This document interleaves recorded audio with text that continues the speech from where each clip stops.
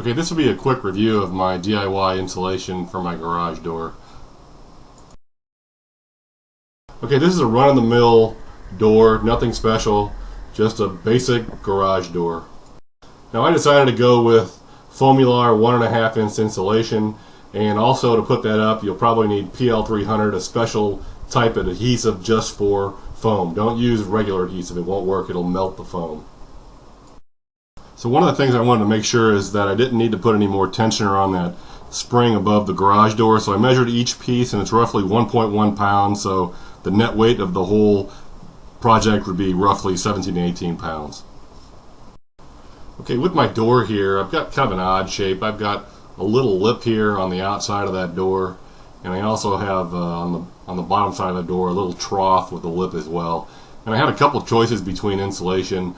That distance here between the door and the lip is about 1.5 inches, so I looked at the radiant backed insulation.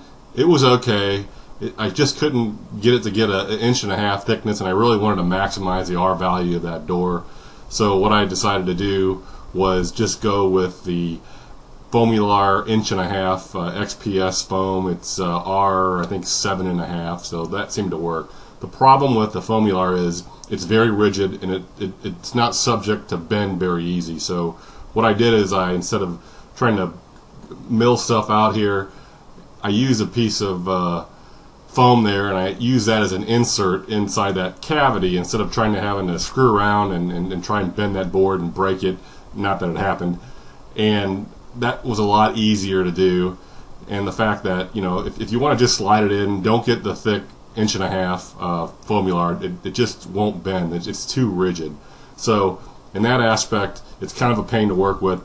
But the other good part of it is 7.5 R value. So here's the foam board installed onto my door. I just have to slide it underneath that little rail, and it turned out really nice. The top sections I actually had to glue because I guess based on the way the door opens with the garage door opener, there's some force on it.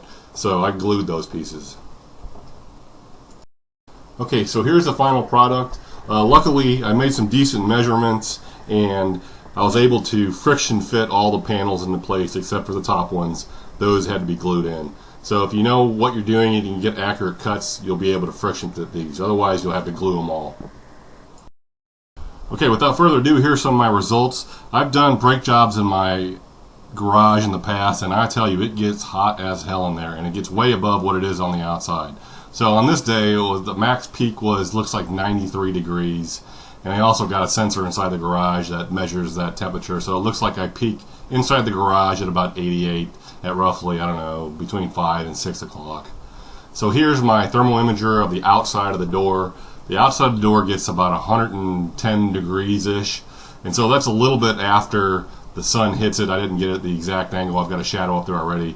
So this is an east-facing door, so it gets hot very quickly, very fast. And as you can see, it's you're fluctuating here, but majority of the door is around 109, 110 degrees. So it really bakes the inside of that garage. Okay, so now we're on the inside. The panels are 81, 82 degrees, and as you can see the top there, the rafters are about 88. And the reason it's not 100 and something degrees as it's on the door is because there's siding in the way, so that's absorbing some of the heat. But it's basically keeping that garage way cool compared to what it used to be. Okay, this is a little temp sensor I stuck in here to do all my measurements. So at the time I measured it, it was 80 degrees in the garage.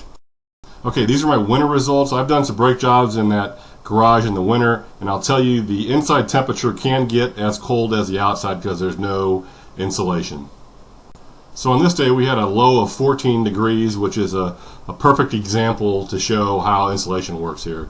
So this is my thermometer inside the garage, and it looks like it bottomed out at about 32 degrees. So to illustrate my point, I left one of the insulation panels off so I could thermal image the garage door. Okay, with my thermal imager on, I'm recording 30 degrees on the back side of the door. That's fairly cold. And 37 degrees on the insulation panel. 36, 37 degrees. That's a significant difference. And especially in a garage that does not have an insulated door, heat tends to migrate from a higher potential or a hotter surface to a colder surface. So the heat is actually being sucked out of the garage, so to speak, through that door amongst other things like the uninsulated walls. But the door is probably the biggest heat loss due to the fact there is absolutely zero insulation.